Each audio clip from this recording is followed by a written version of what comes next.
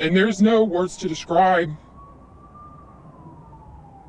what it was like to have to force your child to go back to a situation that you know was unsafe for him. On the verge of tears, this local mom explains the ordeals she's been through. We'll call her Veronica. She says her son, a second grader, is being abused while in the home of his father, her ex-husband, a law enforcement officer in our area. We believe he's being sexually, physically, emotionally, mentally abused. And Veronica has medical records, she says, backs up her claims. In these documents from Georgia Regents Medical Center, doctors say something is happening to her son that causes symptoms significant for post-traumatic stress disorder.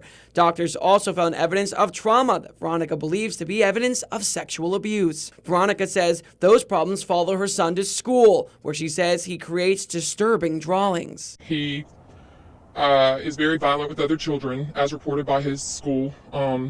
He is writing death threats to the students as of this past Friday. According to Veronica, she's tried to make these claims in court, but they've fallen on deaf ears.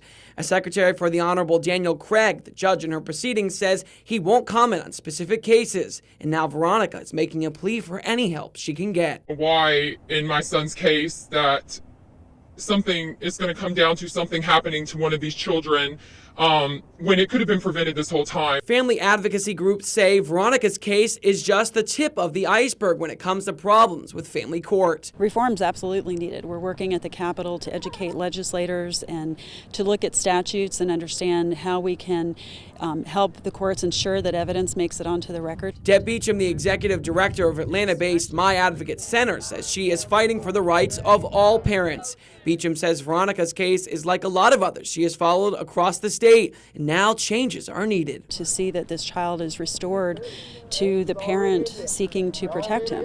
Beecham says she wants what all moms like Veronica want, what's best for the children. This mother should not be cut off from her child. She should not be denied the ability to protect her child, especially not when the evidence exists and there's new evidence on this case.